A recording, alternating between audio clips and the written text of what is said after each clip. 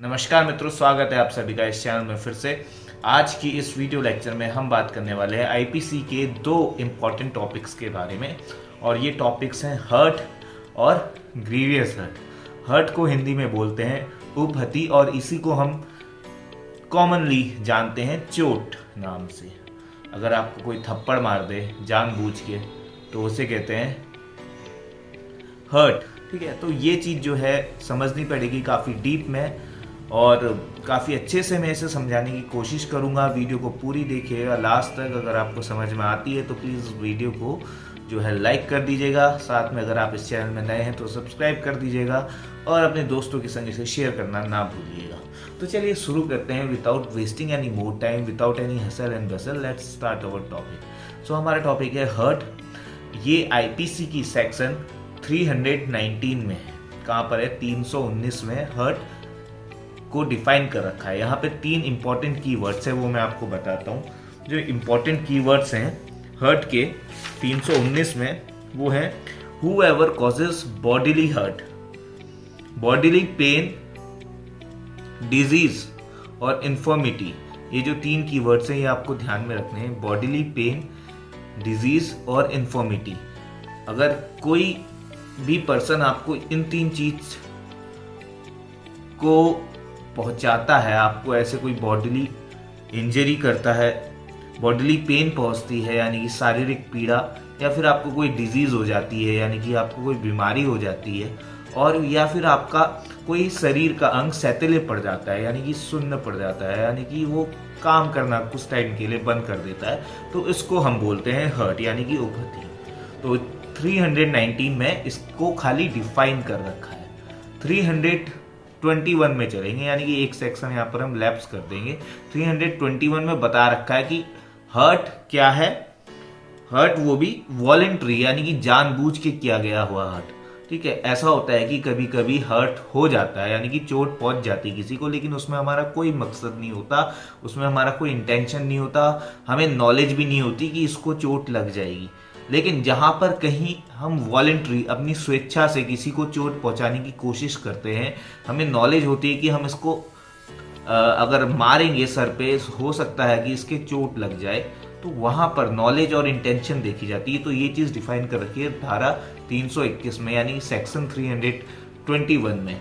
तो वहां पर ये बोल रखा है whoever does any act with the intention of thereby causing hurt to any person or with the knowledge that he is likely thereby to cause hurt to any person and does thereby cause hurt to any person is said voluntarily to cause hurt। ठीक है, अपनी स्वेच्छा से hurt क्या करना यहाँ पर बोला जाता है। अब देखिए इसकी पनिशमेंट वाला जो सेक्शन है वो आपको सेक्शन मिलेगा सेक्शन 323 में।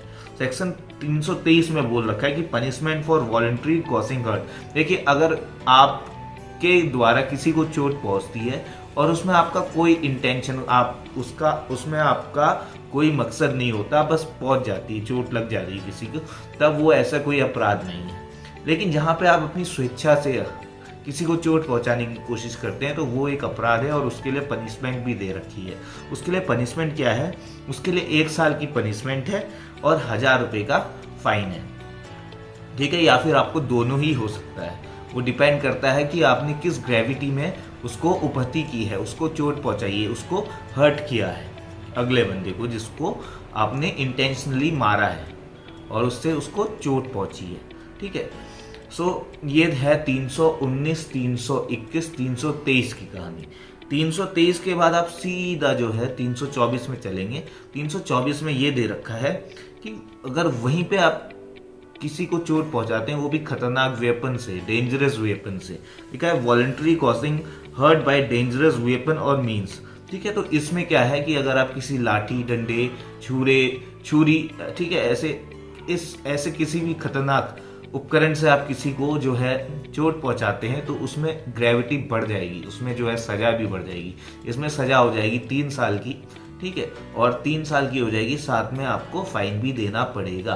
अब होगा कि आपको 3 कीवर्ड याद रखनी है जो मैंने धारा 319 में बताई थी, और वो 3 कीवर्ड ये है कि किसी को भी आप बॉडीली पेन करते हो, डिजीज करते हो, या फिर इन्फॉर्मिटी हो जाती है। ठीक है, और इसकी अवधि होती है चोट पहुंचने की, यानी कि 20 दिन से पहले पहले वो आपका रिकवर हो जाए, तो वो आता है सिंपल हर्ट के केस में।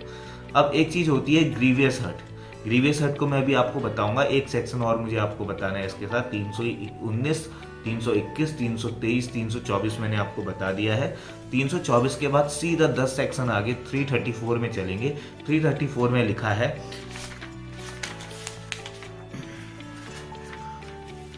Voluntary causing hurt on provocation, यानी कि अगर आप जो है वॉलंटरी हर्ट तो करते हो, अपनी इच्छा से जानबूझ के आप किसी को हर्ट तो करते हो, आपको पता है, लेकिन वहीं पे ऑन प्रोवोकेशन यानी कि किसी के उकसाने में आप किसी को चोट पहुंचाते हो, ठीक है, तो वहां पर जो है आपकी जो पनिशमेंट की वो होगी, वो ग्रेविटी कम हो जाएगी, पनिशमेंट भी कम हो जाएगी। और पनिशमेंट यहाँ पर आपको दे रखी है 1 महीने की सजा है और 500 रुपये का फाइन है। तो ये था हर्ट से लेके सारे प्रोविजन, धारा 319, धारा 321, धारा 323, धारा 324 और धारा 334, 334। अब चलते हैं ग्रीवियस हर्ट में। ग्रीवियस हर्ट मतलब कि ऐसा है कि अगर आप किसी को मारते हो और वहां पे उसकी कान का पर्दा फट जाता है, यानी कि जो चोट है, चोट की ग्रेविटी बहुत ज्यादा होती है, तो उस सीन में, उस केस में आपको जो है भारी नुकसान, आपको जो है भारी पेनाल्टी पड़ेगी, भारी फाइन भी देना पड़ेगा, ठीक है। अगर आपने हॉकी से किसी का पैर पे मार दिया, उसकी हड्डी टूट गई पैर की, या फ्रैक्चर हो गया, या वो 20 दिन से ज़्यादा के लिए चोटिल हो गया, अपना जो है साधारण काम वो 20 दिन तक नहीं कर सकता है, तो हम कहेंगे कि उस बंदे को ग्रीवियस हर्ट हुआ। और ये ग्रीवियस हर्ट की डेफिनेशन दे रखी है 320 में, ठीक है, 320 में बता रखा है कि ग्रीवियस हर्ट क्या होता है। 320 की डेफिनेशन मैं आपको एक बार दिखा देता हूँ, थोड़ी सी लंबी है। तो ये रहा सेक्शन 319 हर्ट और सेक्शन 320 ग्रीवियस हर्ट, ये वाला है, तो इसको आप पढ़ लीजिए। The following kind of hurt only are designated as grievous, जिसमें इमेस्कुलेशन हो, ठीक है, permanent privation of the sight of either eye, ठीक है, परमानेंट लिखा हुआ है। इमेस्कुलेशन का मतलब होता है कि आप किसी को नपुंसक बना देते हो, आपने ऐसी जगह चोट मार दी जिससे उसका वंश भी आगे ना बढ़े। और सेकेंडली जो है permanent privation of the sight of either eye, किसी भी आंख को आप चोटिल कर देते हो और उसका परमानेंटली प्राइवेटेशन हो जाता है, यानी कि वो हमेशा के लिए एक आंख से अंधा हो सकता है या फिर दोनों आंख से अंधा हो सकता है। थर्डली जो है permanent privation of hearing of either ear, आपने किसी के कान पे मार दिया, उसका कान का पर्दा फट गया और वो जो है अब सुन नहीं पा रहा है एक कान से, या फिर दोनों कान से नहीं सुन पा रहा, आपने ऐसे मार दिया उसको, तो वो हो जाएगा permanent privation of hearing of either ear. चौथा है fourthly privation of any member और जॉइंट, ठीक है, यानी कि किसी भी मेंबर और जॉइंट को आप जो है उखाड़ देते हो, जैसे सनी देओल करता है गदर मूवी में, हाथ उखाड़ देता है, ठीक है। लेकिन इसमें एक ऐसी चीज है चौथे और पांचवें में, पांचवें में लिखा है डिस्ट्रक्शन और permanent impairing of the power of any member और जॉइंट, ठीक है, सेम चीज है, एनी मेंबर और जॉइंट पांचवें में भी लिखा है और चौथे में भी लिखा है एनी मेंबर और जॉइंट। फर्क सिर्फ इतना है, यहाँ पर परमानेंट शब्द जो दे रखा है, फिफ्थली ये जो परमानेंट वर्ड यहाँ पर दे रखा है, इसका मतलब ये है कि ऐसा है कि हाथ उखाड़ दिया वो दोबारा से लग नहीं सकता। अब आपने चौथे में जो है किसी की उंगली कट गई या फिर कुछ ऐसा प्रॉब्लम हो गया जिससे उसका शरीर का एक अंग अलग हो जाता है, लेकिन उसकी पॉसिबिलिटी है कि वो दोबारा से जुड़ जाएगा, उसके रिपेयर होने की संभावना है। तो यही दोनों में फ़र्क है, चौथे में और पांचवें में। पांचवें में हमेशा के लिए वो अब किसी काम का नहीं, वो अंग वो अब लग भी नहीं सकता, ठीक है। तो ये था। छठा जो है परमानेंट डिसफिगरेशन ऑफ हेड और फेस, यानी कि डिसफिग्यूरेशन, यानी कि आपने जो है किसी के सर में मार दिया, कोई बाट या ईंट उठा के मार दिया और वहाँ पर जो है टाके लग रहे हैं, वो टाके जो है एक परमानेंट डिसफिग्यूरेशन दे रहे हैं, यानी कि एक परमानेंट मार्क दे रहे हैं, ठीक है, यानी कि स्टिचेस लग गए हैं, टाके लग गए हैं, उसका जो है दाग रह जाएगा। तो ये हो गया परमानेंट डिसफिग्यूरेशन ऑफ द हेड और फेस। फेस में ऐसा कुछ चोट मार दे जिससे हमेशा हमेशा के लिए निशान रह जाए।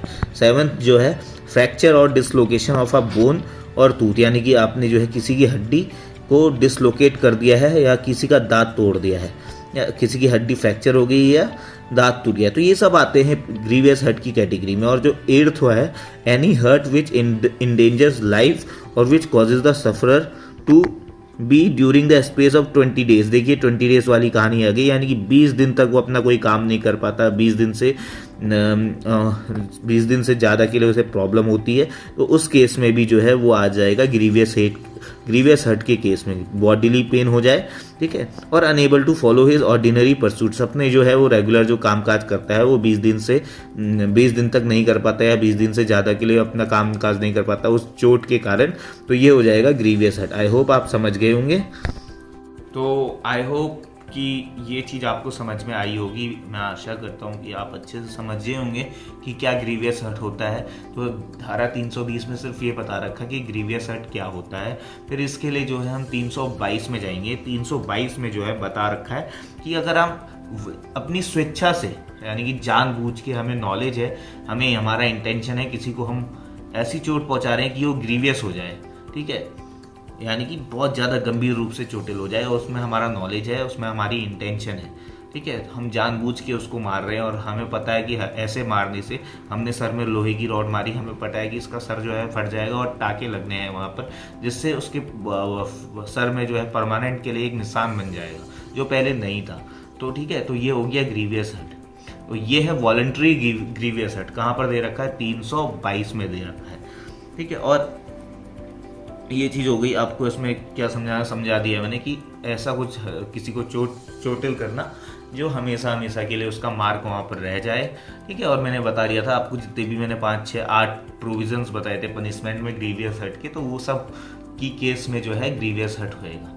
तो ये है वॉलेंटरी कॉजिंग ग्रीवियस हर्ट, ठीक है, यानी कि जो है ग्रीवियस उपहति, ग्रीवियस चोट पहुँचाना, गंभीर चोट पहुँचाना, तो उसको जो है 322 में दे रखा है, ठीक है। फिर उसके बाद चलते हैं 325 में। अब 325 में इसकी पनिशमेंट दे रखी है। अब 325 में पनिशमेंट जो है वो लिख रखा है कि punishment for voluntarily causing grievous hurt, और इसकी पनिशमेंट क्या है?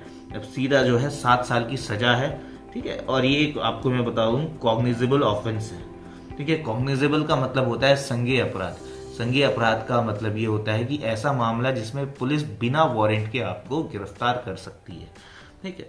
तो ये है 7 साल की इसमें आपको सजा है, और फाइन भी लगेगा, या फिर दोनों ही हो सकते हैं, ठीक है। फाइन भी अब लंबा चौड़ा लगेगा अगर दूसरी पार्टी मान जाती है तो, वरना नहीं मानती है तो फिर हो सकता है आपको 7 साल की इम्प्रिजनमेंट हो, ठीक है। तो ये है 325 में। इसी के साथ 10 सेक्शन आगे बढ़ते हैं। 335 में क्या लिखा हुआ है देखिए, मैं आपको बताता हूँ।